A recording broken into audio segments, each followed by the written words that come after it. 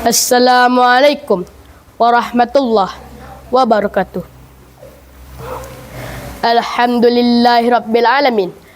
Puji syukur mari kita sabitkan kehadiran Allah Subhanahu wa taala. Karena rahmatnya karunia-Nya kita masih dapat kesehatan, kesempatan, juga kesenangan untuk bersama di siko.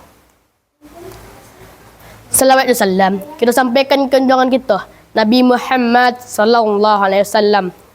Dan Allah memandu orang banyak dari alam kegelapan ke alam nan bercahaya.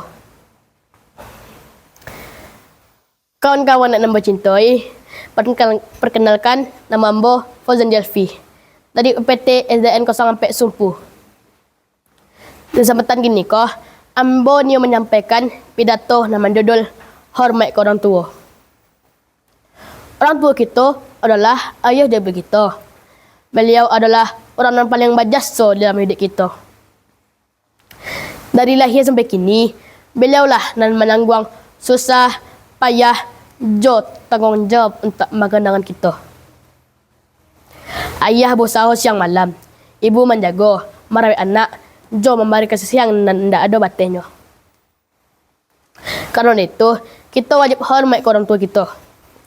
Dalam agama Islam pun, Allah mengingatkan kita supaya berelok ke orang tua.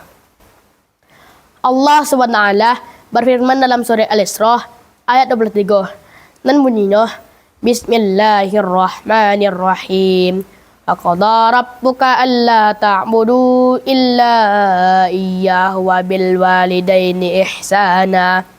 Dan artinya Allah menyuruh kita untuk menyembah hanya kepada Allah dan berelok sopan serta hormat ke orang tua kita. Kawan-kawan, hormat ke orang tua kita bisa kita lakukan dua hal dan sederhana. Dan pertama,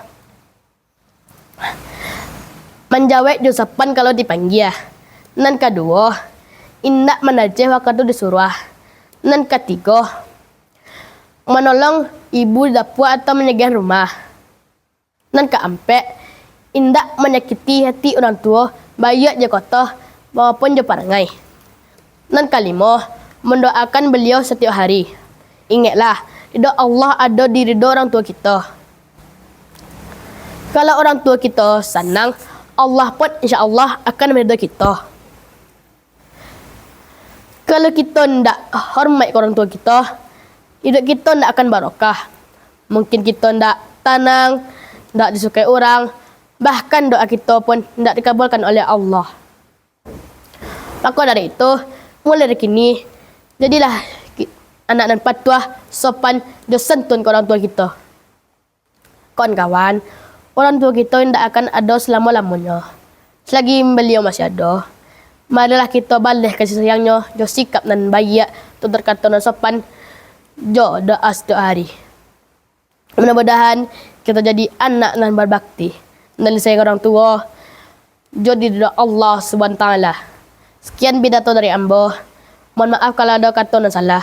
Wassalamualaikum warahmatullahi wabarakatuh.